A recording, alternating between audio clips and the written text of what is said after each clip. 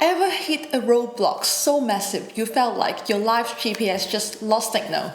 Today, we're hitting the recalculate route button together. We are unpacking some strategies to conquer life's setback and turn them into setups for resilience. Are you ready to reroute? Let's dive in. Hello everyone, welcome back to my channel. My name is Venus and I'm a music therapist based in Sydney. We all encounter setbacks and obstacles in our lives, but it's how we bounce back that defines us. This video is a little bit of personal advice and some tough love. Have you ever heard of post-traumatic growth? Believe it or not, you can experience positive changes as a result of the struggle with highly challenging life crises or traumatic events. It involves bouncing back from these experiences with a higher level of functioning and personal growth.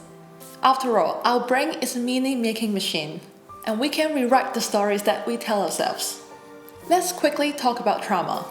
As Dr. Paul Conti described it here, to make the definition relevant, I think we have to look at trauma as not anything negative that happens to us, right? But something that overwhelms our coping skills and then leaves us different as we move forward. So it changes the way that our brains function, right? And then that change is evident in us as we move forward through life. Another operational definition of trauma is described by Andrew Huberman here. Operational definition of trauma is that some fear took place, which of course includes stress and anxiety, and that fear somehow gets embedded or activated in our nervous system such that it shows up at times when it's maladaptive, meaning that fear doesn't serve us well and it gets reactivated at various times. Like when you first wake up in the morning, if you're not in the presence of something that scared you, but you suddenly have what feels like a panic attack and you're in deep fear, well, that's post-traumatic stress. That's post-traumatic fear. If we all first agree that trauma is not necessarily something negative, but an event, we can start looking at events that happened in our lives differently. Take a step back. You don't have to be defined by the things that happen to you forever. Label can be very dangerous sometimes. It might not be what you want to hear, but take it from someone who went through some unusual events and became a therapist as a result. It has been 5 years since I encountered different types of tear gas and witnessed some violent stuff, but I'm not bothered by it now. Of course, it involved a lot of reflection and therapy sessions, but this is exactly the point. You have to face the aftermath of the event head first, instead of burying them or pretending that they don't exist. Today we're going to explore some strategies that will not only help you recover from setbacks, but also build resilience for the future. The first step is acceptance. You have to acknowledge the reality. Understand that setbacks are very natural and part of life's journey. Remember, setbacks are unavoidable, but suffering is not. You can allow yourself to feel. It is okay to feel upset or disappointed. You have to validate your feelings in order to accept them. Suppressing feelings can often lead to stress and creating long-term negative effects. But that doesn't mean that you dwell onto those negative feelings for too long until you are constantly suffering from them and not growing.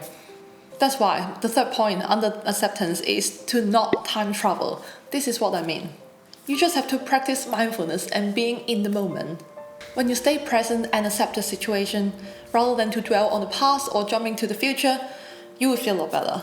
Rumination is when you time travel to the past, thinking of the what ifs and ruminating on the decisions that you would have made differently, and worries are when you time travel to the future and start to think about things that have not happened yet. Both ends are not good for you. So, accept your feelings, don't time travel. And the second step is negative visualization. Basically, you want to visualize your worst case scenario, which might be whatever situation you are in right now. And think about this is already the worst and you did not die, so you will be alright. We are always so bad at predicting what can go wrong and then we are surprised when things actually happen. I sometimes think this is very true. We don't need to plan for the best case scenario because that would be great. But we all can be a lot more mentally prepared when we think about the worst case scenario. And knowing that in the past you have overcome 100% of your obstacles and you're still standing here, which should give you some confidence that you can also get through whatever you're going through right now. And from this mindset, you can start taking action to minimize the effect or the consequences from the worst case scenario. You can conquer the worst fear in your head. And there are other related reflections when it comes to negative visualization. For example, what led to the setback? You can identify any mistakes or errors, you can learn from the experience and then apply the knowledge in the future. From there, you develop a growth mindset. You can look at setbacks as opportunity to grow and improve. Setback is a temporary hurdle, not a permanent roadblock. And this is how you build resilience. You are not that fragile. Number 3, seek support. Reach out to your loved ones. Share your feelings with your friends and family if possible. They can provide some emotional support.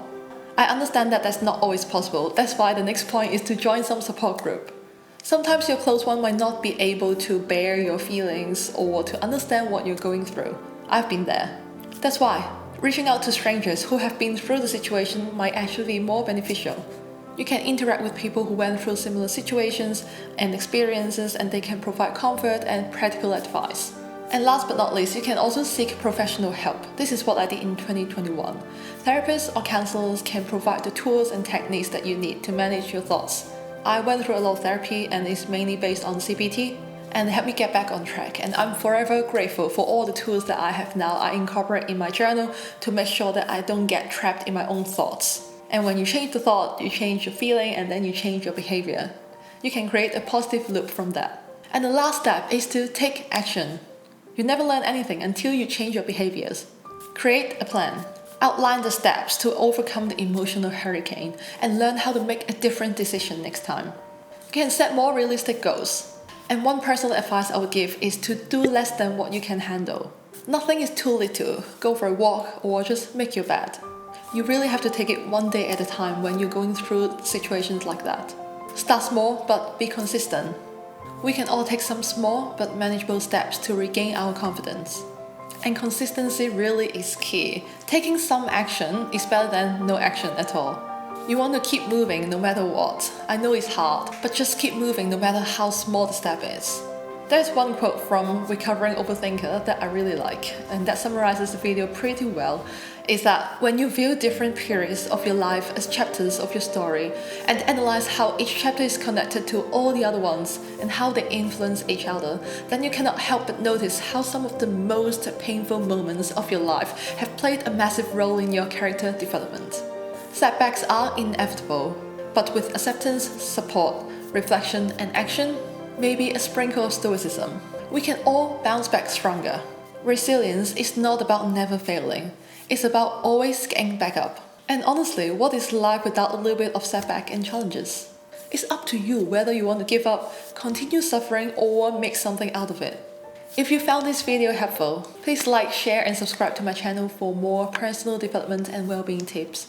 Also consider subscribing to my weekly newsletter for more well-being insights and reflection prompts and mindfulness tips. Remember, the key to growth is resilience. Thank you for watching and I'll see you in the next video.